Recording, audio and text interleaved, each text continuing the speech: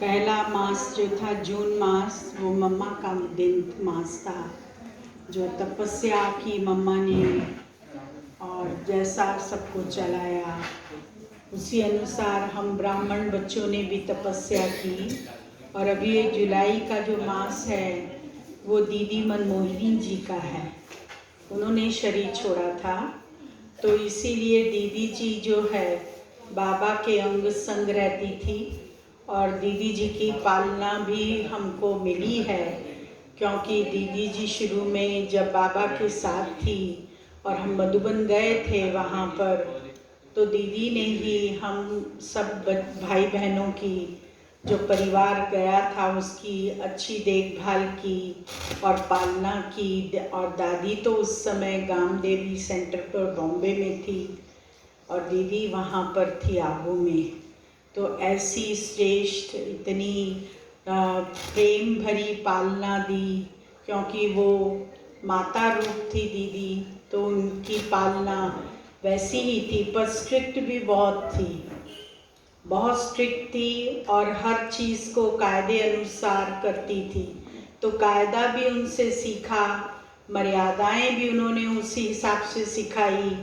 तो जो व्यक्ति को जैसा सीखने को मिलता है वो वैसा ही बन जाता है। जब मधुबन से ट्रेनिंग लेने के बाद पहली दफ़े सेवा में आ रहे थे, तो हमको दादी ने और दीदी ने कहा था कि कमांडर नहीं बनना, कमांड नहीं करना, लेकिन कम अंडर रहकर कार्य करना। तो जो धर्मेंद्र भाई ने कहा ना आप सबको, तो वही मैं आपको बता रही हूँ कि जब हमको मधुबन से शिक्षा देकर भेजा है तो उसी अनुसार चलना पड़ेगा सबको।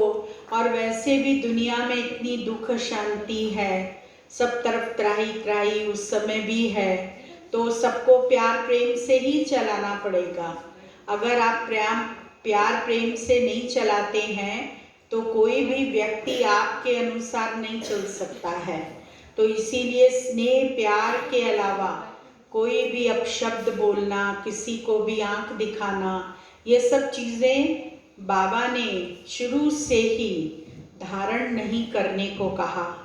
तो उसी अनुसार और वैसे भी अव्यक्त बाप दादा की बहुत पालना दी, क्योंकि जब हम लोगों की ट्रेनिंग हो रही थी तो उस समय पहला ग्रुप था 30 कन्याओं का।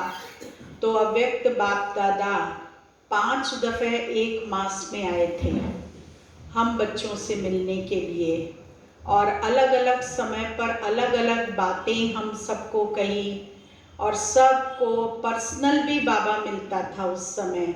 एक एक बहन के बुलाकर बाबा मिलता था, टोली देता था।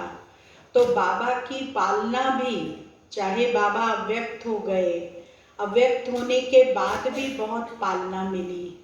तो वो पालना जो है अंदर में इतनी भरी हुई है कि उसको वर्णन तो हम करते नहीं हैं, क्योंकि वर्णन करने से क्या होगा, उसका प्रैक्टिकल स्वरूप हमको दिखाना है सबको, और प्रैक्टिकल स्वरूप दिखाने से ही सर्व आत्माओं को प्राप्ति हो सकती है।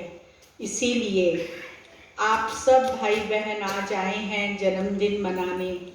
जन्मदिन तो भूल ही गए हैं कि जन्मदिन भी होता है, क्योंकि बाबा ने इतना बिजी रखा सेवा में कि ये स्मृति ही नहीं रही। हमको ही आश्चर्य हो रहा है कि कैसे 70 जन्मदिन आ गया, 70 साल हो गए सेवा करते, कितना 16 साल की उम्र से इस यज्ञ में आए हैं और अब 70वीं गिनती देख रहे हैं।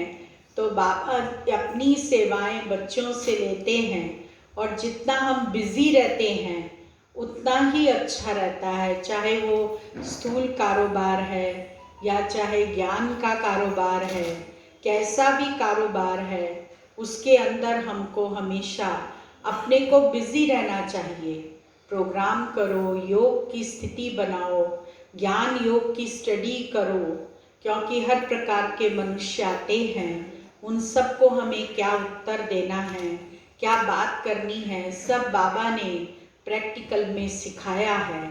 तो उन सब बातों को अगर हम अपने जीवन में धारण करते हैं और हमारी दृष्टि से, हमारे बोल से वो शक्ति सब आत्माओं को मिलती है तो उनको बहुत खुशी होती है। तो आप सबको भी सब आत्माओं को वरदान देने वाला बनना है।